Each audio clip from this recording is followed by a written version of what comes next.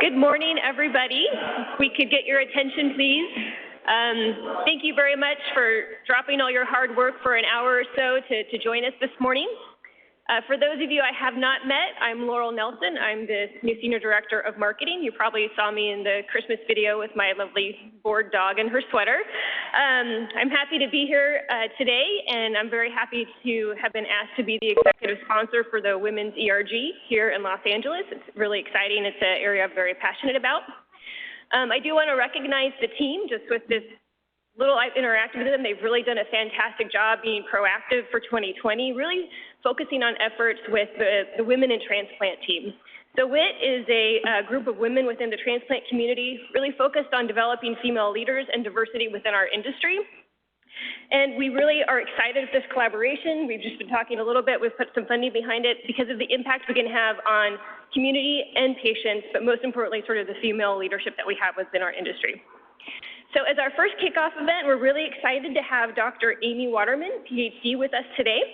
I am going to give you an overview of her background, and it's so impressive, there's no way I can memorize it, so I will read from my notes, so I apologize. Dr. Waterman is not only a member of Women in Transplant, but she is the Director of Transplant Research and Education Center at and the Deputy Director at the Terasaki Research Institute. She was recruited by the previous president, Steve Hardy, to take over from Dr. Terasaki, essentially. So we're very privileged to have her here. We're very excited. She's also a professor in residence at the Department of Nephrology at UCLA. She's here today not only to talk about transplantation and the evolution, but really to talk about her journey, challenges and successes as a woman in our industry.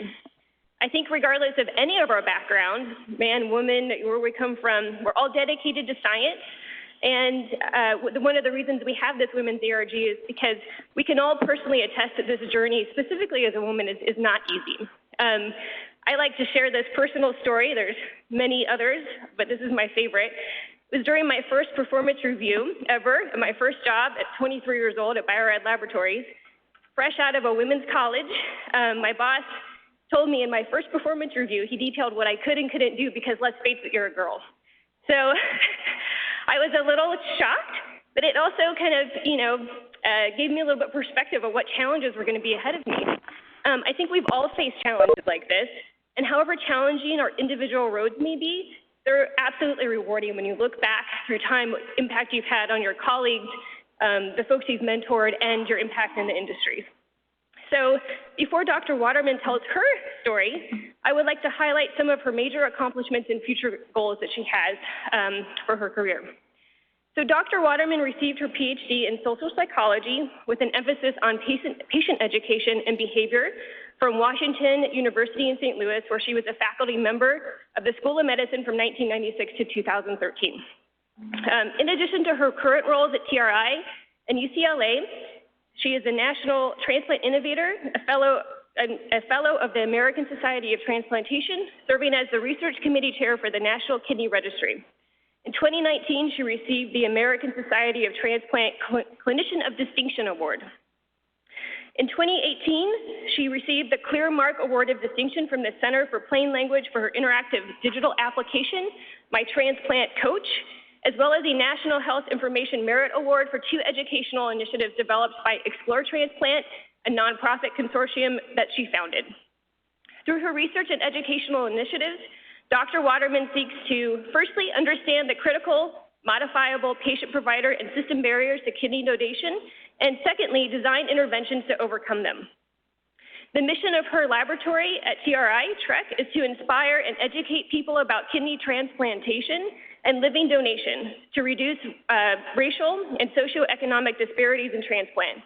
Her vision is to increase transplants and living donation rates. They also focus on translating the findings from effective clinical trials into everyday practice through collaboration with healthcare providers, transplant leaders, and policymakers. Her research has been supported by over $25 million in federal grants, and she has authored over 100 research articles and book chapters. She has designed 13 educational programs to help patients and potential living donors to make informed transplant decisions. These programs have been disseminated to patients in hundreds of dialysis and transplant settings in the United States, Canada, and South Africa. She additionally consults internationally on the design of kidney transplant education. In 2016, she had the honor of being invited to the White House Organ Donation Summit as a keynote speaker to launch the United Network of Organ Sharing Kidney Transplant Learning Center. She led a panel of kidney and transplant organizations, education researchers, and health literacy experts in establishing a national web-based clearinghouse of educational resources about transplant, which launched to the public in early 2018. Dr. Waterman is driven by 3 core beliefs. The first, transplant-eligible kidney patients deserve to make informed choices about their treatment options, especially deceased or living donor transplantation. Secondly, there are many generous people who might become deceased and living kidney donors, but they need to learn what donation involves. Lastly, if we all work together, kidney patients, their families and communities, and kidney healthcare professionals, our collaborative efforts can reduce the national kidney donor shortage and increase the number of people living longer with the benefit of kidney transplant. So I think we share these goals wholeheartedly. So Dr. Waterman, welcome, and we really look forward to your talk. Thank you. Thank you, everybody. I also want to particularly, I adore the women, powerful women in the room. I just want to say welcome. And second, I want to thank all the men who back us up and lead with us and are here in a women talk. Sometimes it's only women. So thank you for making the time. So I'm excited to be here both to represent my role at Terasaki Research Institute and also to kind of share what we're doing there, because I think we all began in the same place. I would not say I'm Paul Terasaki. If I could be an inch of Paul Terasaki, that would be plenty for a career, but I am very honored that they've asked me to come in and bring my innovation as an expression of him. So as one of the things that, I don't know if you guys have been to the Terasaki Research Institute. You are welcome if you'd like to have a tour, but there's a room, and Paul is here, and so there's a feeling for me that I am part of his legacy in a new way, right? And so I hope you can see that as we move on through. This is my team. I mentor a lot of young professionals that are moving into the field of transplant. And where we stand is that how can we understand and overcome barriers affecting transplant rates and outcomes? I look on the clinical side. So I've just been given the tour of your facility, and the feeling to me is I can feel the people that are going to be alive because of what you're doing in this building. That's where I'm looking. And so all of the excellence that's here, the hard work, the miserable days, you know those days you don't want to be here? I live in the point in which somebody who had no access to transplant gets access, somebody wants to become a living donor, a matching moment happens, and somebody is living longer. And so I want to thank you for your part of it, and I want to show you the part that I'm watching. So when I came here, I said, well, what do you want to know? Do you want a formal presentation of the kind of work that I do and the science and the findings? And actually, the women's group said, no, we don't want that. We want to know about what it's been like how did you get to where you are, and what are the challenges that you faced, and how do you overcome them? Okay? So I want to just start there, and I am somebody who's really informal. I mentor a lot of people. And the thing I want to say is I can show you how I did this. This is not magic. My career is not magic, and let me show you how it works. So the first place that I stand, I love this quote, how we behave matters, because within human society, everything is contagious. Sadness and anger, yes, but also patience and generosity, which means we all have more influence than we realize. And so if I don't know all of you, but if I came and I sat down and I said, you know, what do you stand for? Like, what's juicy for you? Like, why are you here in this building? What are you creating for your career? How big can your life be? I want to go back to where I started and introduce you to Amy Waterman, earlier name, but Amy Waterman, Girl Scout extraordinaire, 10 years old, so proud that she was a Girl Scout that she wore the Girl Scout uniform to her pictures. This is me, okay? And she learned these simple things from her family. I heard there's also a lot of people from Wisconsin here. Anybody Wisconsin? Milwaukee, Wisconsin mother, just so you know. Okay, all right. So my mom told me, love your family, help one another, get an education. Oh my gosh, did I hear that? And do good. And if you did that, that's a pretty meaningful life. Okay, so I was not from money. I lived in a little baby house, and this girl said, I wonder what I could do, and she didn't know. But by gosh, she was going to wear her Girl Scout uniform and figure it out. And I grew up, and I actually got a PhD from from Washington University in St. Louis, and I started working in dialysis centers. And I want to tell you about a moment. I don't know if you've had a moment like this in your career, but I had a moment where, so first of all, they paid for my tuition, but they only gave me $10,000 a year to live on. With 2 of the months, I didn't have any money. So as a student, I could just survive, and then I had to work. So I worked at the hospital, and the study that I was doing just to cover 2 months of rent was to call living donors, okay? So the fear in the 90s was that today you donated, but 5 years later, when you and your husband got divorced, and now you have a health issue that might be possibly due to this, all of this you regretted, right? This is a do no harm country. So with healthcare, so we do not want to have anybody doing anything that's harmful, and we didn't measure harm. So I was young, 25-ish, making my two grand so that I could keep eating food, asked to call 100, 200 people and say, do you have any pain? Did it cost you any money? Or do you regret your decision? All of these terrible things, one after the other. And the most amazing thing happened for someone who knew nothing about transplant. They started telling me stories.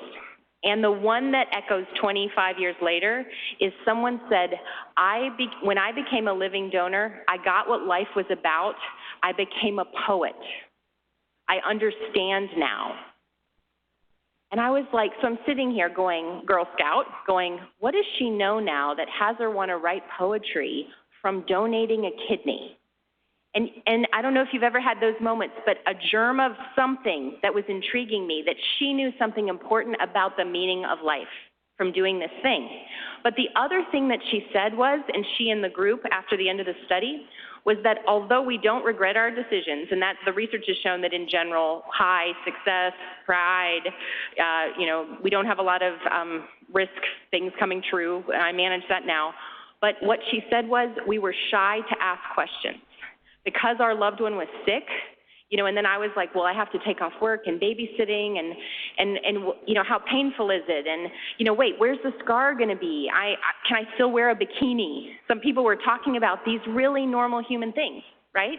That if you were going to be a living donor right now, I said, would you be a living donor for me? You might have normal questions. So they recommended that we build living donation education better because it's missing. And so these people who love their loved ones can't really make an informed choice, and that was hard. So they're literally going into surgery with fear. And I'm a psychologist, I love patients, and I'm like, oh, that's easy. I'll just design a brochure. One blue brochure, one color brochure, that's all I can afford, okay? So let's just listen to what happened next. Okay, so let's go to the orienting problem. So the problem I'm up against every day is 37 million people have CKD, and 700,000 of them have kidneys that aren't working. And we know, and I think you guys all know this, but just to make sure, that you have to make a decision. So the patients whose kidneys fail, the doctor says, okay, you can start dialysis, or you can get a deceased donor kidney transplant. You can wait 7 to 10 years, or you could get a living donor transplant. And you could get that within 3 months. You just have to ask your family or friends. And you know what? If you do that, your survival is going to be better. The reality is people are on dialysis, and they're not getting transplants, okay? So the question would be, if I told you that you were going to be alive 5 years, your 5-year survival is significantly higher, what is going on? Those are the kind of questions that I study, right? Where are we not communicating well enough? Where are patients stopping? Where are donors not knowing? And the piece, again, going back to crediting what you're doing every day, is this is the reality for me, I think very much at a patient level. So let's look at somebody who is getting one of your kits now who's 45 to 49. Years of age, and they're on dialysis hoping that they can get a transplant. If we see a match here, you guys are giving them 15 years of additional life on average for somebody that age. It's really humbling to me that in terms of like, wow, what we're doing, somebody could have, like I literally think if you look at all age ranges, 5 to 15 years of additional life is what we're up to if we can increase transplants in any form. So I'm willing to be a little tired for that mission. Okay, but the other part is we keep not winning. So I don't know if all of you know, but almost 100,000 people are waiting for a kidney right now. And you think, okay, well, living donors, there's a lot of them, family and friends. How many are there in every year, right? Less than 7,000. Okay, so the amazing part is, I wonder that when I was on one of the UNOS Living Donor Committee boards, and they did a big study, and they said living donation is the way to change the dial for kidneys. They've done what they can do for deceased donation right now. They need to keep doing that, but we need to change the game on the bottom number. The other part, if you look here, is they're also in the same year that 7,000 people, almost 7,000 donated, 7,500 people were removed from the list or died because the kidney never came that they were waiting on. So we are at a challenge. The other part is it's not getting any better. So I've been in the field a long time, and if you look at the two lines at the bottom, the green line is the people who need kidneys, and if you jump down to the low numbers, if you look just from 2004 to 2016, the deceased donation line is increasing. They do a lot of intervention. Living donation lines around 6,500 to 7,000. And the irony is, right now, if one person in this room, as part of my talk today, decided to be a living donor, that's one. You see what I mean? There are a lot of living people who might step forward. The other part is it's getting worse for anybody who is not white. So in looking at living donation, patients who are white are having more access over time to getting a living donor kidney, but everybody else is having worse access. So it's actually, look, what's going on that patients that are African American, Hispanic, Asian are getting less access to this over time, and how can we reverse this statistic? Finally, 500 people are projected to be dying because this kidney shortage isn't getting solved. So here's what I say when I go to any talk, and what I know is not everybody would ever donate a kidney, and that is fine. I really stand in everyone needs to make an informed choice about everything. It's not like everyone should do anything. So I've found in life people are one of three kinds.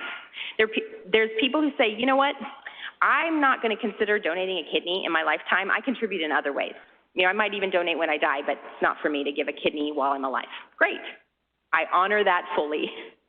The second group says, I'd consider donating my kidney to a family member or a friend. So if my wife needed it, if my child needed it, I am there, but I'm probably not going to do it outside of my core people. And you can get that too. And then there's a group that's like, you know what, I'd actually consider donating to anyone. It's not about the person, it's about the need.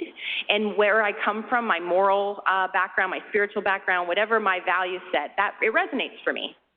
And so the key thing for me as a motivational person and a marketing person, for my geniuses that are here in the room, how do we touch these two groups of people more powerfully, right? Honoring the no's, the people who love someone who's waiting on the list right now, the 700,000 patients with no kidneys, I bet there's a lot of people who care for them. Are we reaching them? The second part is there are people that just need to know about the need in general. And how do we do that?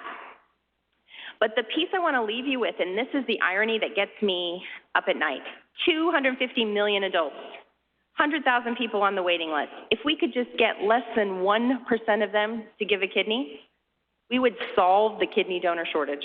It's a solvable healthcare problem. When is there ever a solvable healthcare problem, right?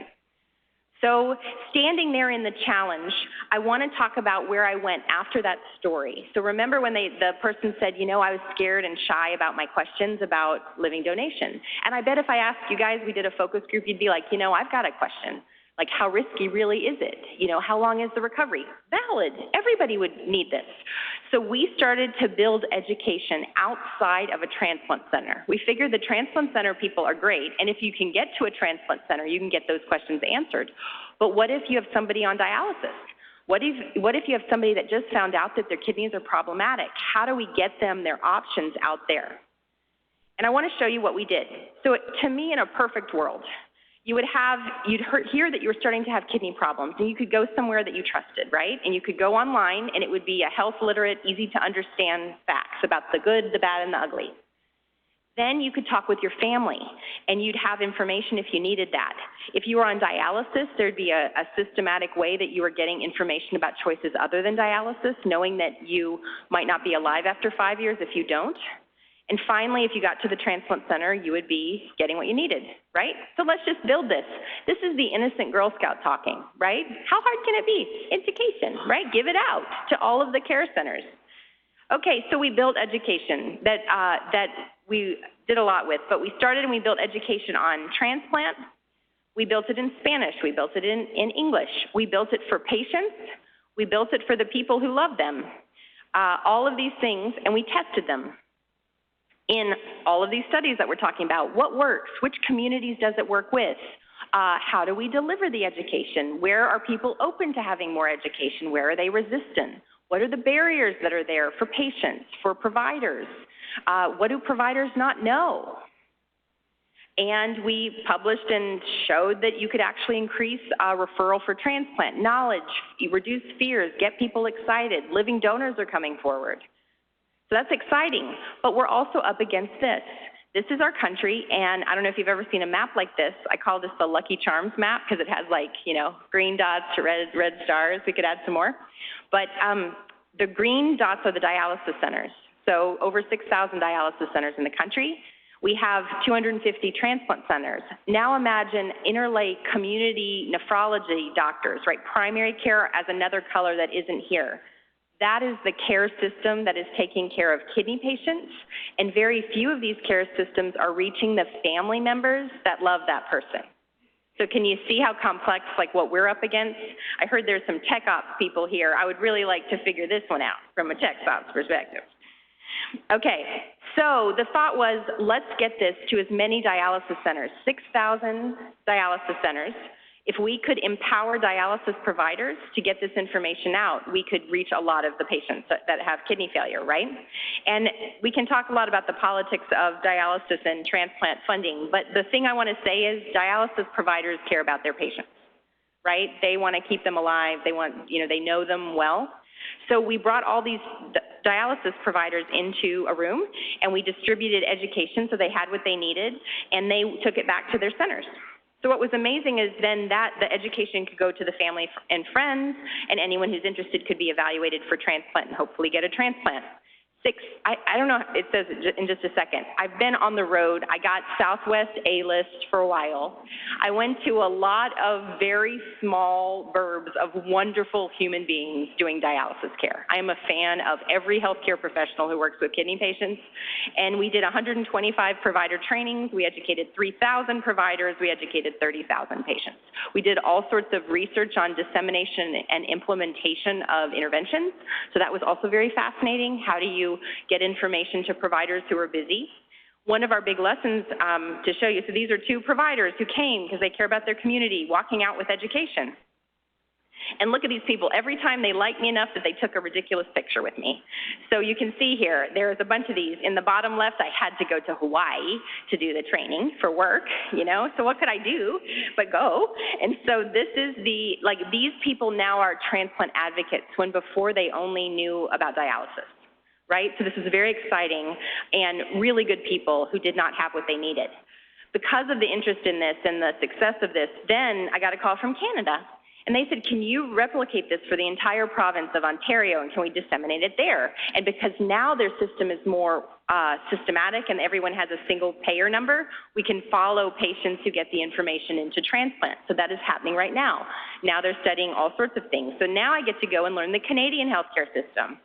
And that's been fun. And again, they created their own. All of it had to be changed for a Canadian market, right? They have a different healthcare system. They have different ways it works. So I now know a lot about Canada healthcare and really good people holding up the pictures. Now, then I get a call from the Ministry of Health in Singapore, and they say, you know what? We really think what you guys are doing is amazing, and we are running out of space for dialysis clinics on our island. We cannot even take care of them with dialysis anymore. We literally have no more space. Can you help people look into how we could increase living donation in Singapore? So then I go to Singapore, and I'm like, what is going on with my Girl Scout life? That's what I want to say. But here's the thing I want to say here for people who have a mission like this. You just take the next right step. You don't have to know the 75th step. If you said, the day that I called I was on the phone with someone who said, I need a blue brochure, that I would be in Singapore at any point in my career, I'd be like, no, I can't do that. But I just said, do the blue brochure. So the amazing people in Singapore, learned a ton, ate some really weird things, loved it. Okay, so then, but here's what I want to say. All of this is great, but it's all within healthcare, right? Everything I'm talking about is healthcare. Living donors are not in healthcare, right? You're all potential living donors right now. That's a media change. That's a marketing change. That's not working in healthcare. That's outside of it. So now what, she says. So if I say to you, where might you hear about living donation if you didn't meet me? DMV, okay, deceased donation, yes, for sure. What about living? Has anyone ever said, would you ever be a living donor? Here at work, yep, buy a sample here, no offense. Here's what I would say the average person hears about it, TV. Don't you think? Right? There's somebody in need of an organ, run with a little kid, right? Okay, and all misunderstandings, lots of errors, the whole thing. I think people need to hear it from people who have had a living donor transplant. I think we need to be talking to one another. The idea that a television person is the pro is scary. So a few things happened. So another random call was that I got a call from the White House. It said, unknown caller. I'm in bed because it's LA and White House is 3 hours earlier and it's like, whatever. So I go, hello, I do not want to change my internet. And it was a call from the White House. And they said, President Obama is having a White House summit. Would you be willing to come about organ donation? I was like, oh, yes. And then they said, would you be willing to talk about the need for education? And I was like, that's pretty much the only thing I would want to talk about at the White House. Like, I have no other skill, okay? Like, what's the one thing Amy wants to talk about? Education, right? Okay, and I was like, I'd be honored. And then they said, film your story, write a script for 5 minutes, film it on your phone, we'll let you know if you're vetted. So I guess I got a security clearance. So then I got to go and speak. You can go online and hear me speak if you want. I bawled at certain points. But the key thing that was great is now it's not about getting it just to dialysis centers that may or may not ever use it. It's having web information, health literate, publicly available. So the UNOS Kidney Transplant Learning Center is available now, and that came from the White House Summit. Okay, so this is what it looks like.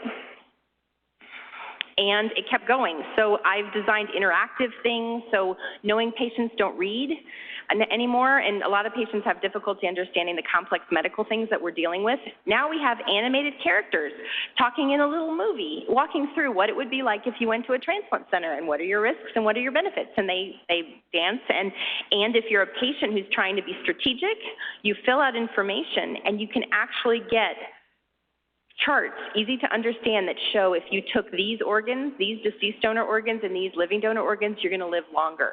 So it lets the average person at home really get a sense of what they're up against before they go to a transplant center, hopefully. The other part is people say, I'll just wait for the best kidney, not understanding that the wait is also working against them for waiting on dialysis. So we even have charts that show as time passes along the bottom how many people are getting transplants, how many are still waiting, and how many are passing away. So patients are getting that death is a possibility in as least upsetting way as we possibly can. But I think there's a lot of people making really poor choices out there, and that's not okay with me. Okay, so moving on, the key thing, and look, you can see all these cool things, benefits of getting a transplant, all that. But I've been doing this a while, and all this stuff's good. Education's good. I don't think there's anyone that's going to debate that. And we have to get it to people, and it has to be, it has to be good and interesting to look at. But I keep having this resonating thought. Please let patients help improve healthcare. Let patients help steer our decisions, strategic and practical. Let patients help define what value in medicine is. Where is the patient voice in all of this? And I think back to this moment with donors that I had when I was 25, right? That changed my whole arc of my career, listening to the truth of a patient. And where are we hearing patients? Sometimes we do, one or two. We hear Louise, and that's amazing. But they never hear the stories of a living donor. So I took on honoring what happened to me years ago and said maybe if we could capture the stories, the authentic stories of living donors and people who receive living donor transplants, the family and friends who love them, that maybe we could get to a truth that even great education can't do. So I want to kind of just show you what it is. And they showed me how to go here.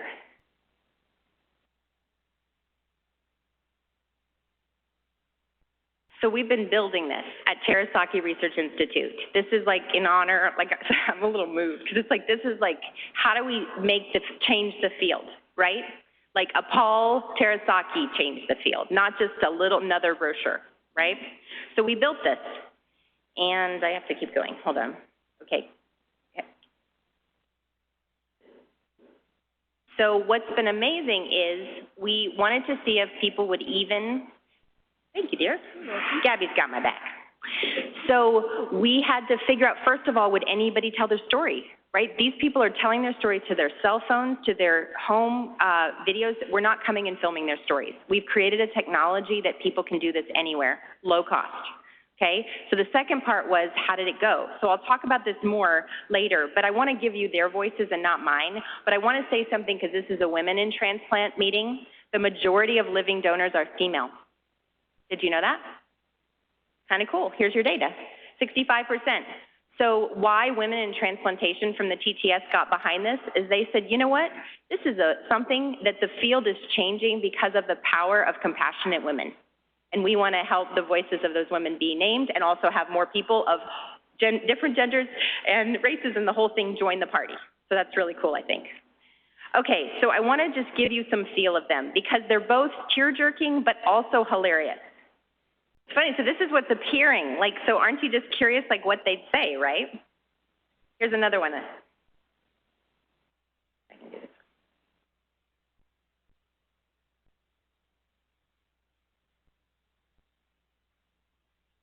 Yeah, this make me grateful, right? Yeah, so the other part, though, that I want to talk about here. So one of the things I really am championing now is it's not about me anymore. It's about the fact, how do we get the voice of our field into the public? You know what I mean? Like, we need to be, this just should be something, we all know it here, right? We know that we've seen beautiful people and wonderful stories and we help every day. This is not yet known. How do we get this out there? Thank you, my partner in crime. And here's just a funny one. You can keep going. Okay, but I want to say something else, because I think that if you hear what my pedigree is and you see what's been happening, you might go, oh, wow, cool, she's so great, okay? So I want to pop that bubble, actually. But, all right, but I have to tell you this hilarious story. How many times in your life, okay, there's the going to the White House moment, right? There's joining the Terasaki Research Institute, and then there's the time when a magazine calls and asks you to be a model for women who make a difference in your 40s, right? So I got to walk around, that's New York, and they put me in their clothes, and it was really a thing. But here's what they asked me about, the challenges. They don't talk about the wins. They talk about how do women overcome things. So I want to tell you just two brief things, or three things. The first part is what you see in any talk like this is you see the success, right? It all sounds really great, and it all works.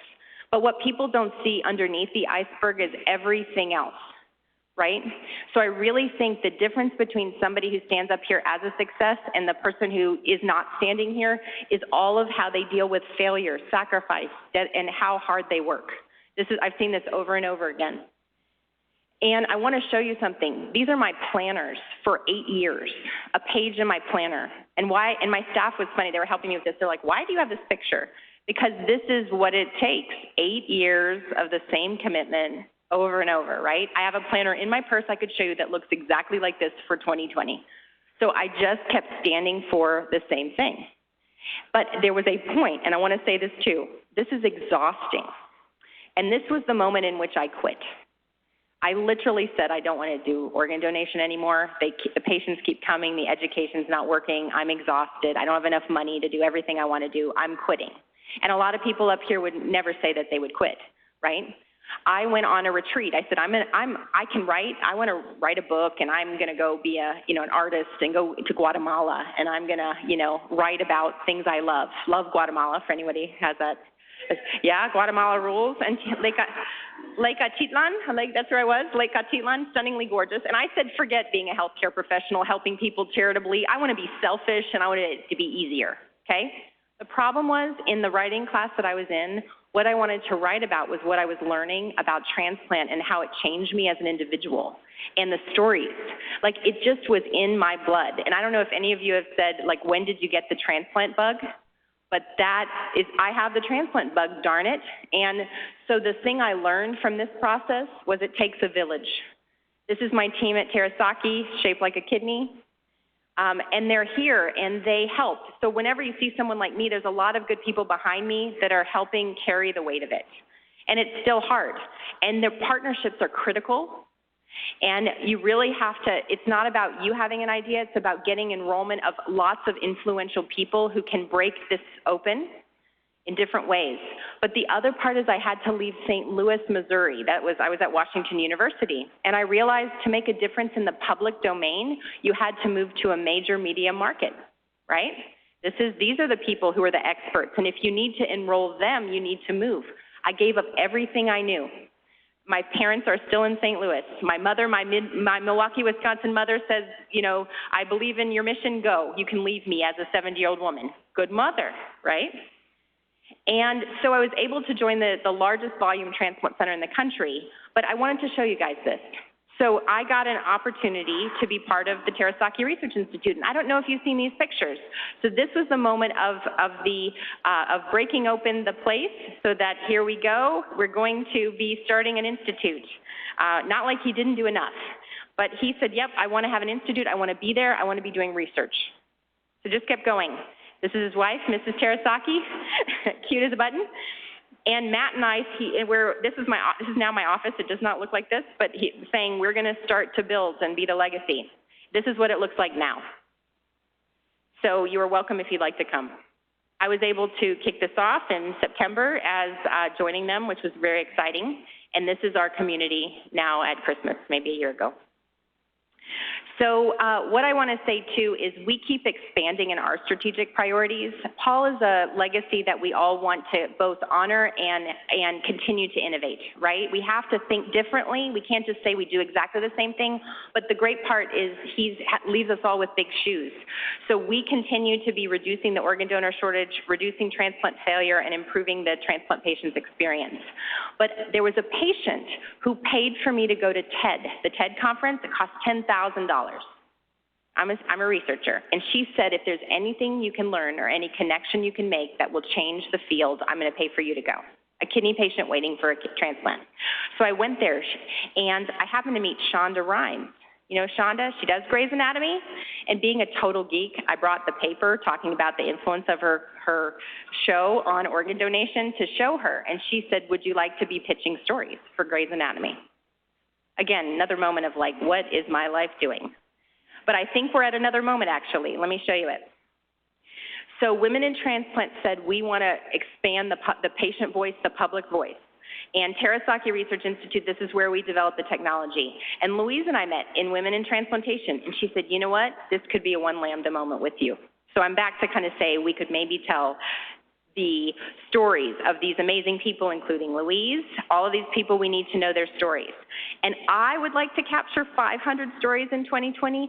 Louise wants to capture more. I'm holding her back at this time, but I also want to say it's very simple.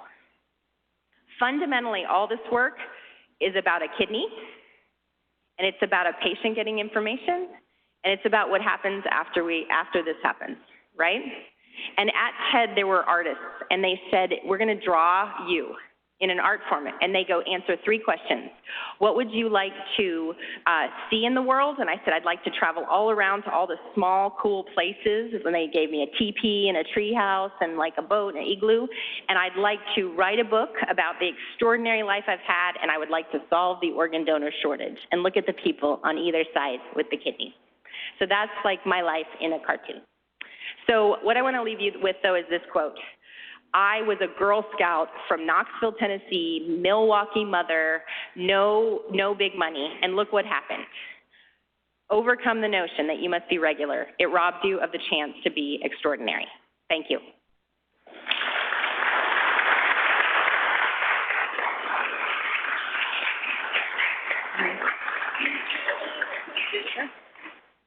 We've had this conversation many times about donating ourselves, and there's a repulsive reaction sometimes of the idea, well, first of all, I have 2 of them.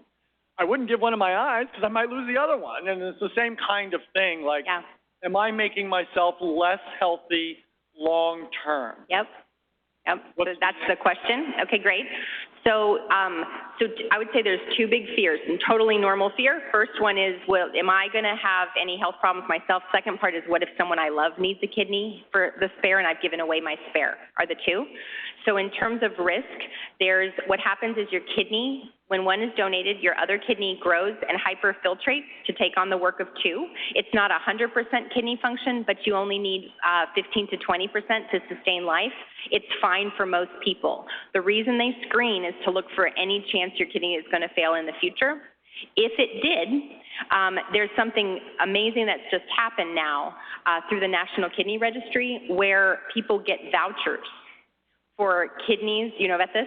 Yes, this is amazing what's happening right now. So so the key to me is, in the worst case scenario, we're now increasing a lot of donor protections, and the chance of someone dying, these are what people always want to ask me, 3 in 10,000 on the table. That's why we're screening and being conservative. The chance of kidney failing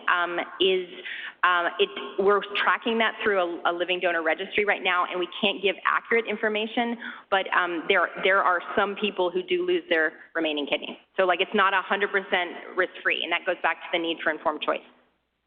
So great. Another question, if you can. Yeah. So, you go into these places that are relatively isolated communities, do an education. Do you have a before and after? Can you measure the impact of this, and do you actually see an uptick in the? Yeah, you can change. You watch all the levels. So going back to research, you're watching are the providers better prepared, right? Are they making a plan to disseminate? What do they actually do? How many patients are presenting for evaluation? How many donors are presenting and transplant? So so we've got some papers on that I can show you. Thank you very much. You're very welcome. Thank you for coming. Oh, you're welcome. Hi. I would basically like to know if there is an age cutoff, at what point your kidneys become slow to be worthless. Yep. So it's about health. So they're at a certain point, I think it's 65, but it's also, if highly motivated donors can press the issue. So yes, that's the number. Oh, it's 65.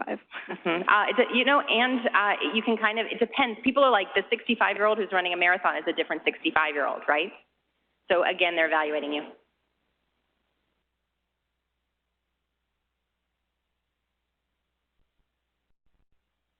Hi, you talked a little bit about the racial disparities in people who are receiving transplants and those who aren't. Yep. Can you talk maybe just a little bit about what we might know about the cause of that? Great questions. I study this all the time. So in the socio-ecological model, what happens is there's a patient who has whatever fears they have the family and whatever's going on there. Maybe family can't drive somebody to dialysis, or they can't go to evaluation. You move to the system of care that might be less good. You know what I mean? So what is happening in any disparities area is there are barriers at every single level, including that maybe the person who is on dialysis has never met anyone who's gotten a transplant, right? They know everyone they have a family history of kidneys failing. Yeah, everyone I know in my community, they all are on dialysis. This is my only option. So it's everything from fear and people not even knowing they could be living donors, to a system that's not doing the optimal job, to the media and the faith-based communities not talking about it, right? So the good side is the new model is you attack this at multiple levels at the same time. It's called multi-level intervention. So a lot of my work is like A plus C and A plus D plus E, right? So that we're saying for this community, these 3 interventions would be the most powerful, and that's what we're getting to now. Yeah. Hi, thank you for the talk. So my question is in regards to the trends. So you showed some trends for more deceased donors than living donors, and you showed that you'd gone to Singapore and some of the other places in the world. How do you approach regions where the inverse is true? So whether it's for social reasons or religious reasons, how do you approach places where they hold on to their organs when they're deceased? They don't want anything to happen. Yeah. But well, okay, so standing in, no one has to donate an organ. Do you know what I mean? Which is definitely the place to start. this is a personal choice with a part of your body, different cultures, and like there are places that family is really crucially important, right? So what I have had the privilege of doing is listening a lot to people tell me from their world what it's like. And the thing I can see is it's not the same. You know, Amy's world and my family is not the same as somebody living in Singapore. It was amazing. I went to Canada, and they have this too much land, and they're having trouble getting care. It's because they have too much space. You go to Singapore, and they've run out of space, right? How do we deal with healthcare challenges they're just geographic right there? So to me, I'd say it's a space of listening to what is motivating and honoring each culture, each community, each system. Also, I watch a lot where the money trail, right? So this is, you know, how do we create healthcare systems that are leading to cost savings, right? That are honoring all the financial concerns of all of the relevant parties. So I have a lot of those conversations as well. Yeah, a great question. Thank you. Yeah. For someone who's considering becoming a I'm losing. Who donor, has the mic? Wait. Way back there. Hi, sorry. For someone who's considering to be a living donor, if they have good insurance or may not have insurance, and they wonder how can they help and how are the surgeries and tests going to be covered, how will they get information? Yeah, great question. So donors' side of evaluation and surgery are covered by the recipient and by Medicare here. So all of those costs, because it's benefiting the recipient, they're covered on that side. But the other part is we want to make sure that all living donors are protected in every way possible. That's a lot of what my work's been about. So there are different things, including like out-of-pocket expenses, long-term insurance, also wage reimbursement. So if they take off for a couple months being a donor and then they have to heal and all that, that is now, there are all these pilot projects that are happening to make this standard of care in the United States. I would be happy if anyone you know, if you go, hey, I have somebody who's really serious about this. I do a lot of strategic thinking with people and making sure they're safe and also that they have the information. I'd be happy to, you could forward me to people, be happy to do that. But it's the thing to know is all of these financial things and it's important. They work with financial counselors in the transplant center to figure this out, so that somebody is not financially harmed from donating a kidney. Like that's not okay either, right? Question right here. Speaking of following the money, how receptive and engaged have the dialysis centers been to promote donors and transplants, because it could cost them money? Yeah, they lose their patients, right? So if somebody's getting dialysis multiple times a day and now they get a transplant, they leave. So a lot of story. There was a John, who's the guy on HBO, John Oliver? You can go and read and watch the expose on John Oliver and dialysis, first of all, to kind of get the underbelly of it, because there's an underbelly of it. There's a lot of money to be made. But the second part that is interesting is there was an order put out by Trump to both increase low-cost dialysis options and to increase organ donation. That's just come out in the last year. So the thing that is interesting now is they're now bundling costs so that dialysis centers now have organ donation metrics that they have to abide by at the same that they have dialysis metrics. So now if you're a center holding back your patients, that's not the right thing. And it's just a profit thing. So they're now having to change their models. There's a lot of scrambling going on in dialysis right now. Say thank you to everyone that joined. If you have not checked in, please do so. We have 2 computers on the end. And also let everybody know that Women's ERG is recruiting. So if you're interested, please feel free to apply or contact one of us. So thanks again for joining us. And special thank you to Dr. Waterman and Laura for being our sponsor for making this event happen. So thank you, everyone. Have a good day.